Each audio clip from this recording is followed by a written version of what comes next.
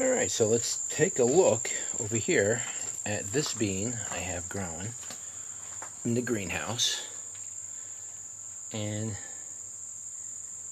these are called the Red Noodle Bean. Yard bean. It's a yard bean is what it is. Supposed to get 3 feet long. And they're close to that now as it is. Now, only thing I can say about this bean, and I can't really do a taste test on it because, I mean, here's a smaller one pod. I could probably break that off and eat it, but I could try. But the thing is I don't know when you're actually supposed to eat these things. And what happens is once the bean gets developed and long, it immediately develops into a hard bean and dries right up. So within a week, this bean will be pretty much like this one here.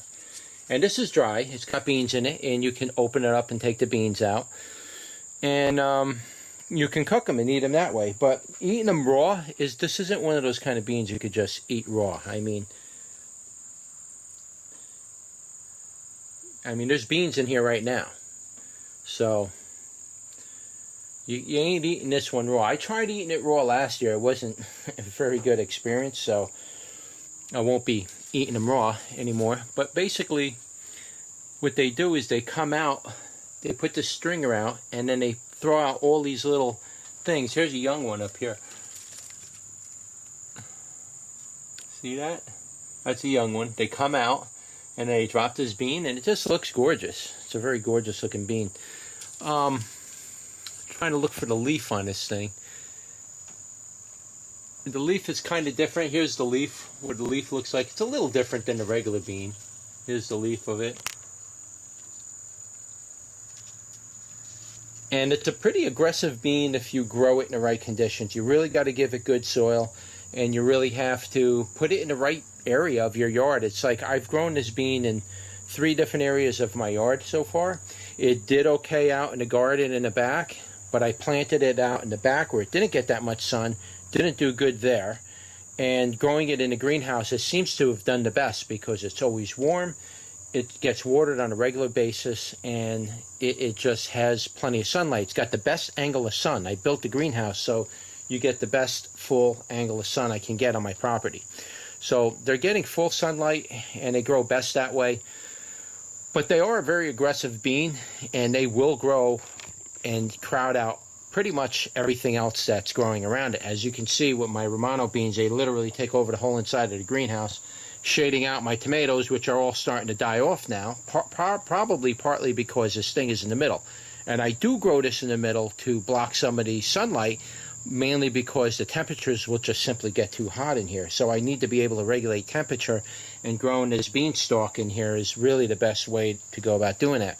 But these beans grow really good in the greenhouse, hot environment, regular water, good soil. That's all you got to do. Nothing special. No major tips and tricks with it. But again, it's not like a green bean you can eat green off the vine. As they ripen, they just come out like this, and then they pretty much, they're done.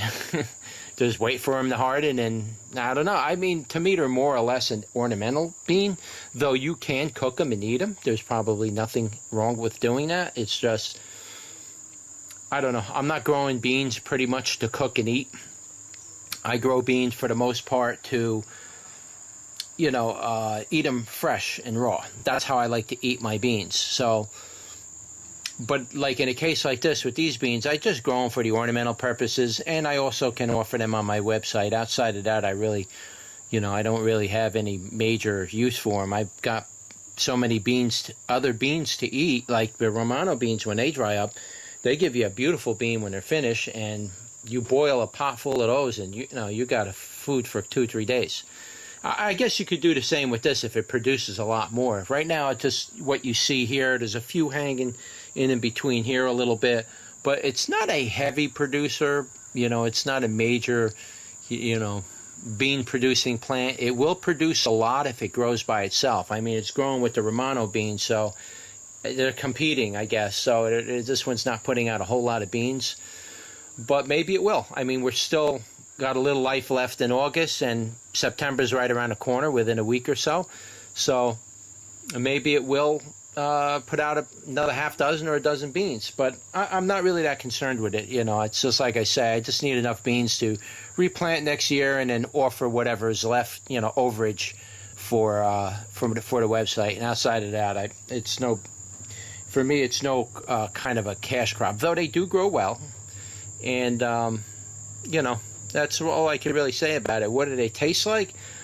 I did eat them one time. They taste like regular kidney beans, to be honest with you. I mean, beans are beans, you know, and especially once you mix them with other food, you can't really isolate any undertones with the flavor of the bean. But yeah, it's a cool plant. Hopefully it produces some more beans, gives me some more of these pods. I leave those pods on there to dry completely. I let them fully dry out, and at the end of the year when the plants are all coming down and I got to take everything down, then I collect all the pods and put them in a bag, and then I isolate them and I store them for next year. So anyway, that's a quick look at the red yard long noodle bean. I'll put the right name in the description. You can look it up online. All right, so like, share, and subscribe, and I'll see you on the next one.